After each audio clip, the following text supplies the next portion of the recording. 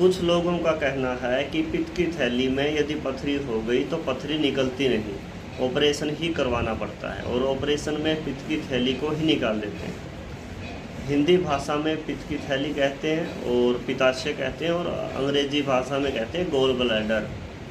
तो पित्त की थैली में पथरी और गोल ब्लैडर स्टोन को बड़ी आसानी से, बड़ी सरलता से निकाला जा सकता है, और जिन दवाइयों से इसको निकाला जा सकता है उसका कोई साइड इफ़ेक्ट भी नहीं होता, पहली बात। दूसरी बात, जो लोग कहते हैं कि पित्त की थैली में पथरी है तो वो निकलेगी नहीं क्योंकि उसका निकलने का रास्ता नहीं होता, तो मैं उन लोगों से कहना चाहूँगा, तो पित्त की थैली से यदि पथरी निकल नहीं सकती, निकलने का रास्ता नहीं है, तो उसके अंदर जाने का रास्ता तो है, और जब जाने का रास्ता है तो निकलने का रास्ता भी मिलेगा।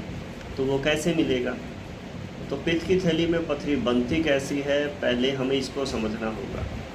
पित्त की जो थैली होती है वो लीवर के एकदम नीचे होती है, और लीवर जब भोजन को पचाने के लिए रस बनाता है तो वो रस इकट्ठा होता है जाके पित्त की थैली में, यानी गोल ब्लैडर में, पित्ताशय में।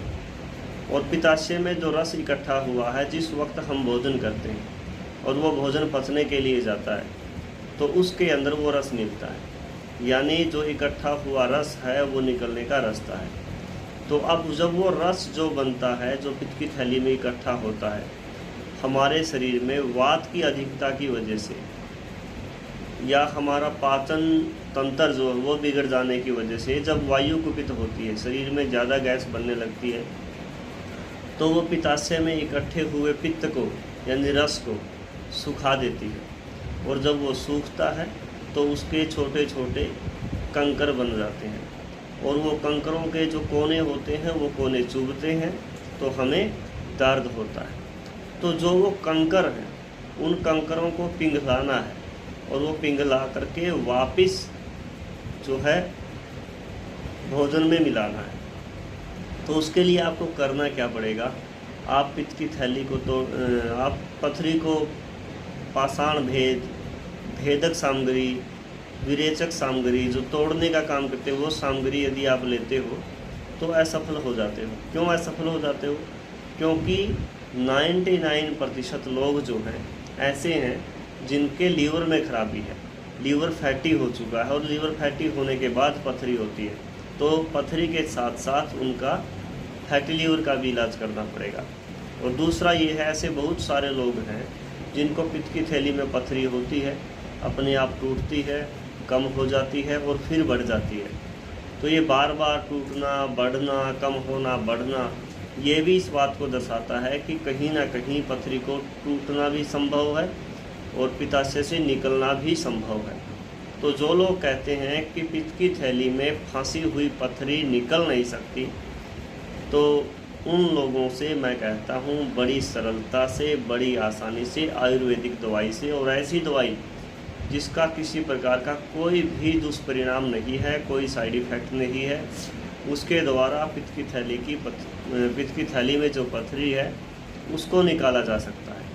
अब मैं आपको बता दूं, मैं गांव भोंगरा, जिला जींद, तहसील उचाना, पिन कोड 126-115, मेरा मोबाइल नंबर 9801 31000, तो नज़दीक उचाना मंडी, रेलवे स्टेशन उचाना है। जहां से भी आप आओ उचाना से संपर्क कर सकते हो। उचाना के लिए उचाना पहुँचोगे, उचाना से मात्र 3 किलोमीटर की दूरी पर जो है मेरा गाँव है। दूसरी बात, आप इसे कोरियर के माध्यम से भी प्राप्त कर सकते हैं। और ख़ासकर वो लोग जो लोग कहते हैं कि पित्त की थैली की पथरी निकल नहीं सकती, वो एक बार संपर्क करें। हाँ, ऐसा तो हो जाता है कई बार, कुछ मरीजों के साथ हमने ऐसा भी देखा है कि पहले महीने जब हम दवा देते हैं तो उनके पथरी का साइज 1 mm तक बढ़ जाता है, कुछ लोगों को देखा, लेकिन उसके बाद टूटना शुरू हो जाता है। बढ़ता क्यों है?